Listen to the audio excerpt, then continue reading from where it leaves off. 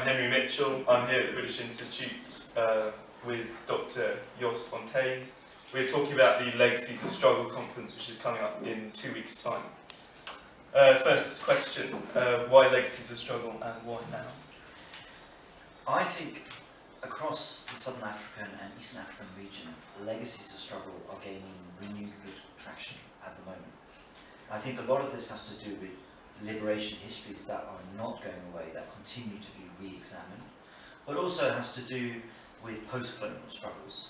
So it's, and in both these contexts, Legacies of Struggle are gaining renewed political salience, and that's why I think it's worth studying. A big part of the conference is the launch of Tom Maloney's Nyerere, The Early Years, and Mariord Boy's Remembering Nyerere, History, Memory and Legacy.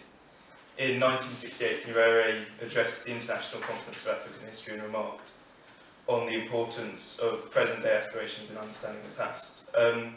What do you expect of the keynote speakers at this upcoming conference? We've got two keynote speakers. We've got Godfrey Mahatshi, who's head of National Museums and Monuments in Zimbabwe.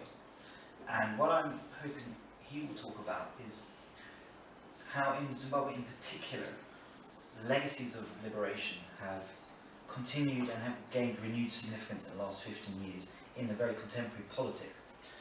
But this isn't just a kind of a question of high-level ZANU-PF politicking.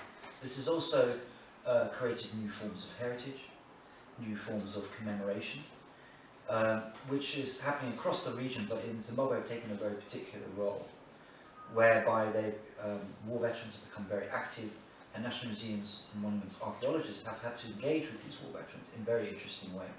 So they're actually creating new forms of heritage/commemoration, which focuses very much not just on high-level political narratives, but also on the stuff of the past, particularly human remains. And so what the role of human remains is in this kind of contemporary politics, I think is really interesting. And this is one of the reasons why I'm particularly keen to get Godfrey Mahatshi to come and speak. I'm very grateful that he's coming. The other keynote speaker is Madeleine Fullard, and she's been involved in the Missing Persons Unit in South Africa. And again, she's been very involved with, that's the unit, it's a state unit under the Ministry of Justice. And they've been very involved in, again, identifying and locating and then forensically exhuming human remains of people killed during the apartheid regime.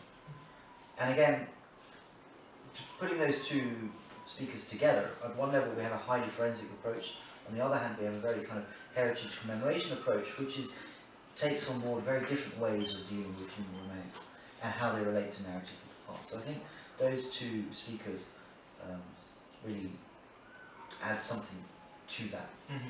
Now, how this relates to your question about the new biographies of Julius Nyerere is that I think we have to understand that in this politics of legacies of struggle, stuff, what we do with stuff, the remnants of past is very important. But equally important has been these new proliferation of political biographies. Biographies of nationalist leaders, who, although some of these are long gone and they seem to speak to another era, nevertheless their presence is very profound. So these are biographies of Nyerere, but equally important are autobiographies. There's an awful lot of politics taking place through autobiographies. So I want to try and understand this biographies of political leaders alongside and in conjunction with new narratives, new historiographies of struggle, but also new ways of dealing with the stuff of struggle, the remnants of struggle, human and non-human. Leading on from these sort of new frontiers of research, an exciting component of the conference is the breakout session for an hour. What are you hoping from that? Well, this leads on from what I was saying just now, is that I think, as I say, there's been a lot of work on historiography and different, the politics of the past, different ways of constructing the past.